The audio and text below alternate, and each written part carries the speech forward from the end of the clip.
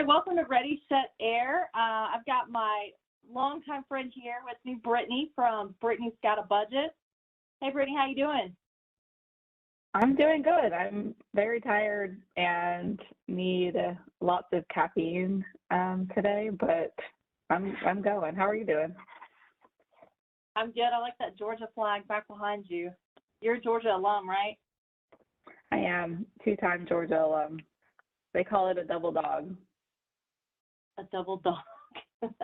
They call it. I hadn't heard that one before. So Brittany and I decided to get together tonight and collaborate.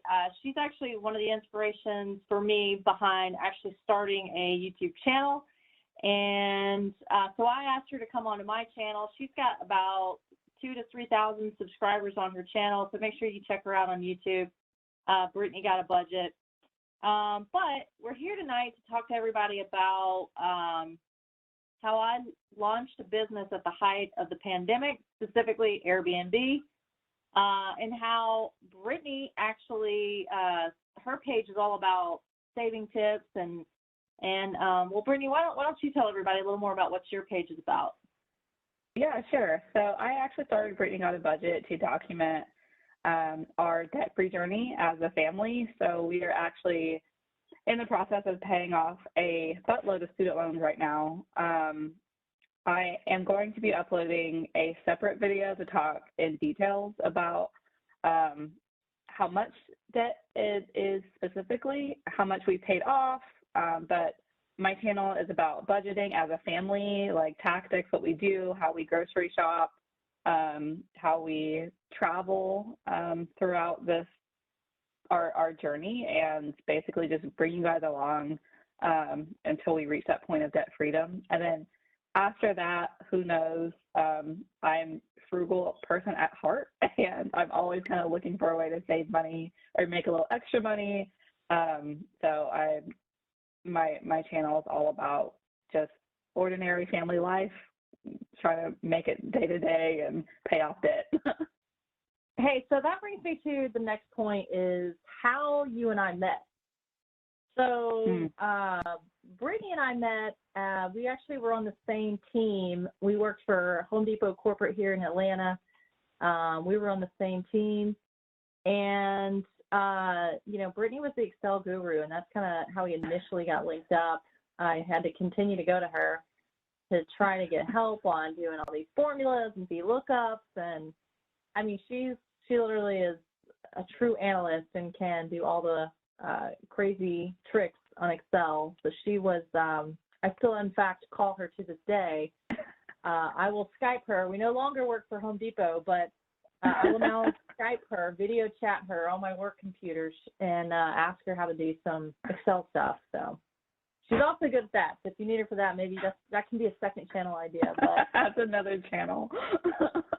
Yeah, and your page is all about saving money and everything, and that's really what we connected on. Somehow we got on the topic of Dave Ramsey. Yeah, we did. Right? I remember that a while ago. Yeah. No, I remember that. We totally talked about Dave Ramsey. I think maybe that was around the time I was actually getting introduced to Dave Ramsey. I'm not sure, because I know that you had already had exposure to Dave Ramsey. I think you read the Total Money Makeover book. I'm not sure if you read it or not. I think you did. But I think it was like you that was telling me more about it, because I was like just getting into it, and I really wanted to. I had started paying off debt and starting the baby steps, and we got the $1,000 emergency fund, and then kind of, moved on to paying off debt smallest to largest, which we're still doing, and hopefully we'll eventually get out of there, right? But yeah, we really connected, I think, over this whole financial freedom journey. Yeah, and you may everybody listening may be wondering what does this have to do with Airbnb, but it all kind of meeting Brittany and trying to find ways to save money and get out of any debt that I had, really all kind of was kind of the journey to starting my first Airbnb. We'll talk a little more about that, but going back to Dave Ramsey, it all started for me probably in 2018 when I was, for the most part, I'd paid off any extra debt, as far as like a car. I sold the car I had. I got rid of it. I bought a $10,000 car. I paid it off in, I don't remember, a little under a year.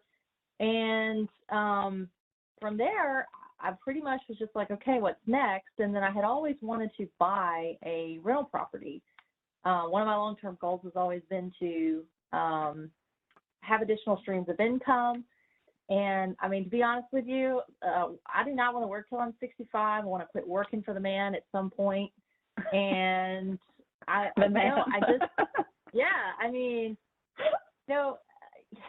funny, you and I talk about like going to work, and it's not like we both have great jobs, but we both work for different companies now.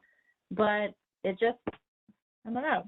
One of these days, I just want to be my own boss and roll out of bed and be like, know that I made money in my sleep, essentially. So that's where I had gotten my first long-term rental. I believe I closed on it in, I think it was the end of 2018 or 19. Anyway, I've had it for a few years, and it's done well. I actually kept the same renters the entire time. And fast forward, my house that I live in is actually in the Sandy Springs area. And Brittany happened to have a little mishap at her own house. And, of course, we've stayed in touch.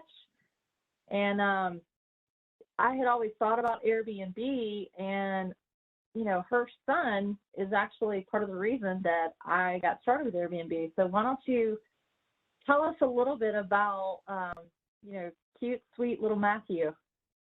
I think I still get like nightmares from that day. Like, I think I still shake at night from what happened that day. And from those of you that are watching that follow my channel, you guys have heard me tell this story and how it happened twice.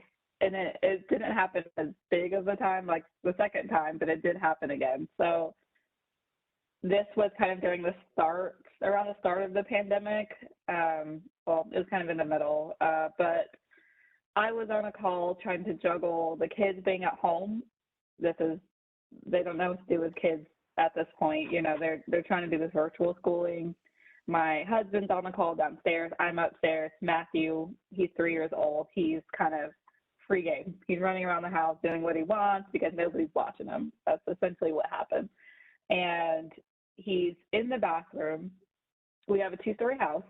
My husband's downstairs on a call in the kitchen. Matthew's upstairs in the bathroom, our master bathroom, mind you. And so he had some toy with him. It was a baby shark toy. That's what it was. Put it in the toilet and started flushing the toilet. Of course, it was a baby shark toy. It was a baby shark toy. Yes, we call him the shark, and he has so many baby shark toys. But he had a small toy. He threw it in the toilet and just kept flushing the toilet until it overflowed. The toilet overflowed so much that not only did it flood our master bathroom, but it seeped into the kids' bathroom, made its way downstairs to the kitchen. Oh my God. So my husband's in the kitchen, and I hear him like screaming, like, what is going on? Because it's raining from the ceiling, raining toilet water from the kitchen ceiling. And we have lights. So there's 4 lights on the kitchen ceiling. So when you flip on the light, the lights come on. Each of the lights, I don't know what they're called, recess lights. Water is pouring like a waterfall. It's not like small water coming down. It's not dripping. It's flooding. It's flooding down. So the floors have to be replaced. The ceiling has to be replaced. The bathrooms have to be redone. We did take the opportunity to do some upgrades there, so that was nice, but it was a nightmare. It took months to get everything done because of the pandemic. The contractors were kind of slow. We didn't know what to do. We were displaced out of our home. For the first couple of months, we stayed in an Airbnb that I didn't know the guys that I had rented from. Originally, I didn't know him. He didn't know us. It was just kind of, we needed a place to go. We had a situation. And I was kind of just like in shock at that moment. And I started to tell like my friends what was going on. And so I talked to Donna. I talked to her a lot. And so I'm telling Donna, like, hey, this is going on. We're displaced out of our house, and we're staying in this Airbnb. This person I don't know anything about, and Donna is so kind and offers up, hey, why don't you stay at my house? Well, I mean, let's be honest. Like, I kind of, there was something in it for me too, right? I mean, well, let's you just throw it out. You were really kind too, though. But you were really kind, though. Oh, thanks. Just bump. Yeah, so I actually told Brittany, I just said, hey, well, what's insurance giving you for a nightly rate? Because I think you were looking to get a different place anyway. I was, and I said, well, why don't you come to my house that doesn't have a backyard for your dogs or for your kids? I said, and instead of having 3 bedrooms, I have 2. But why don't you come and stay in my house for the last 30 days of your displacement, and we can just split the insurance money, and that's what we did. So the insurance, basically just booked my house through my Airbnb link, directly through me, and it was the first time I had listed it. So Brittany was my first guest, essentially, on Airbnb. So and that's so crazy. I didn't even know I was your first guest. Yeah. And you left me 2 reviews back to back.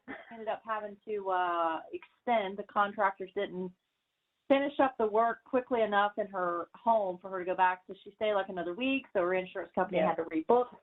So she was able to leave me 2 awesome reviews and kind of get me started. But,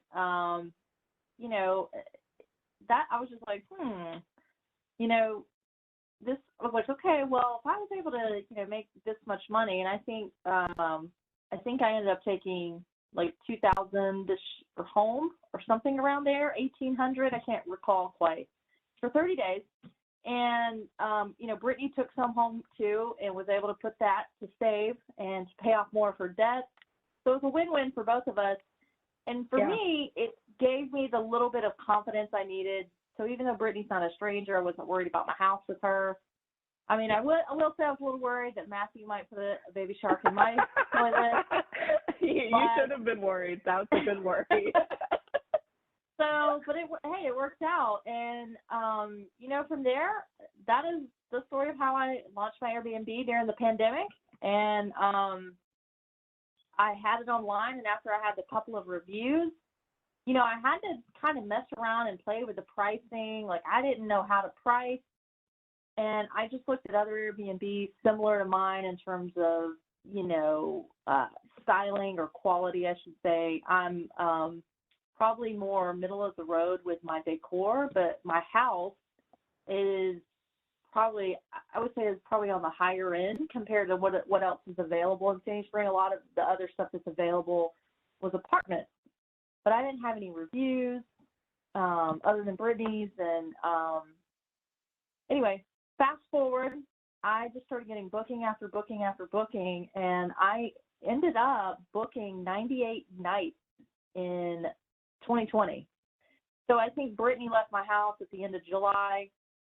I had a month or 2 where I didn't rent it at all because I just wanted to enjoy my house. And, I ended up making, I think, about $10,000 over the course of 3 or 4 months. And that's why, I'm hooked, guys and girls and gals, but, I don't say all that to brag, but, I've a couple of friends have reached out to me, and they're a little skeptical about starting. Brittany, I know you've got some moms looking for other ways to make some income. And, I actually stay with my parents when my house is rented because it's a closer work commute. And So it kind of just works out. And then when it's not rented, I just go stay at my house. Now, some of you may not have that luxury to do that or have a place to go, but maybe if you can rent a spare bedroom if you feel comfortable. You can, if you have an extra basement, you can rent that.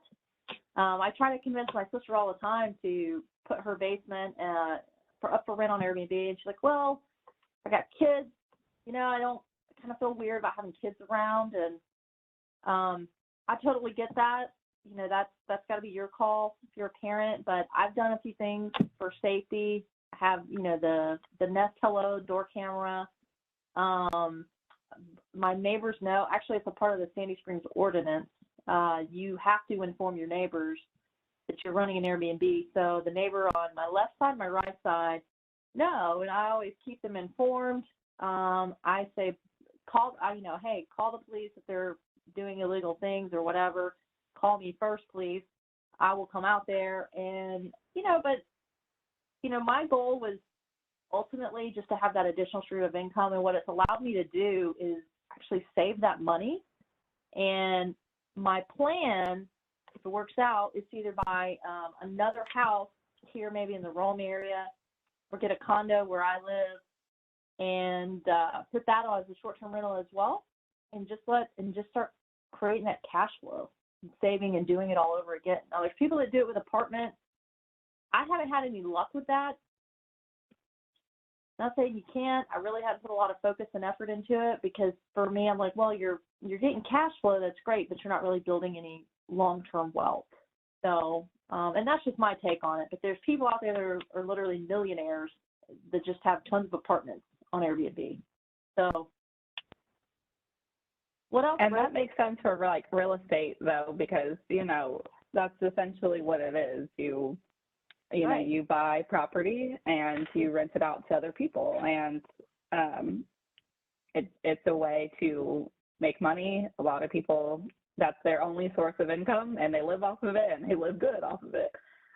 So I'm always open to learning how other people make money, and I know that a lot of you that follow my channel are looking for other ways. So whether maybe you live by yourself and have thought about maybe renting out a room, maybe you don't, and you want to rent out a house or a basement or something like that. Jonna is perfect to talk about those things. You don't have to be rich to get started. You don't have to know everything to get started.